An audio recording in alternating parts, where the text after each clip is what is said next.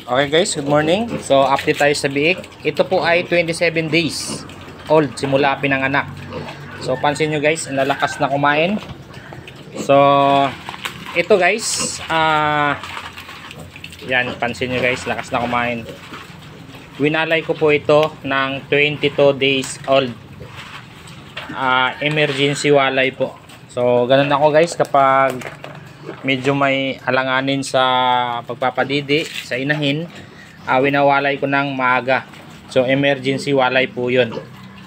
So ito dahil hindi na sila nakakadidi ng maayos dahil sobrang dami nila, tapos laging napipilayan ng isa kong biik, yan apektado yung paglaki, pero okay lang yan guys, ang malaga ay buhay. So ito ay 14 piglets pa rin, walang nabawas. Yan. So kumustahin natin si maliit. So hindi na siya ang pinakamaliit. Ito si maliit, yan. So malalaman nyo si maliit dahil mahaba ang kanyang buntot. So siya lang yung hindi ko pinutulan, yan. Ang laki niya na. So yun, nahuli dahil 2 beses na pilay. At hindi na sila nakakadidi ng maayos dahil sa 14 po kasi hirap na. So mas lalo silang magkakasakit kapag hindi nakakadidi ng maayos. So minabuti ko na iwalay na lang. So malakas naman sila kumain. So kitang kita nyo naman guys yung pangangatawan, medyo bilog na. Yan. So hindi magkaganyan yan kung hindi ko winalay ng maaga.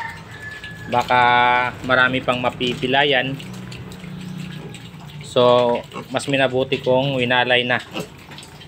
So ito guys, walang nabawas, 14 piglets pa rin ito, 27 days old mula pinanganak. So ito na po sila. Yan, kita nyo yung katawan guys.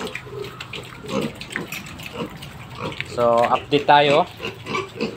Yan, so ito guys, maraming nag-comment doon about sa kung saan lang sila pwede dumumi. So doon sa area na guys, lagi kong binabasa, doon yan sila dodumi lang. Dito hindi yan dodumi.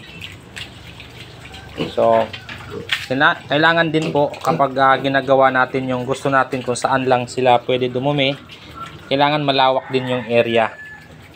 Pag maliit lang, hindi nyo po magagawa yan dahil dodumi yan kung saan saan. Kailangan malawak yan. At doon lang yan sila dodumi guys. Dito hindi yan dodumi. So ito si maliit, yan. Yan, lalakas na kumain yan.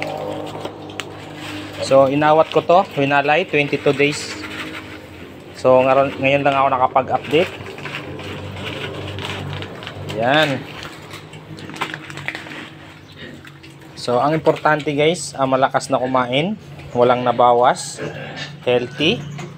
Yan. Never po ito nagtae. May napilay pero okay naman. Yan, buhay. So walang naging problema. So yun lang guys, update tayo. 27 days old, 22 days winalay na, emergency walay. So ito po yung hitsura. So kayo na po ang humusga. Yan. Ayan na po sila.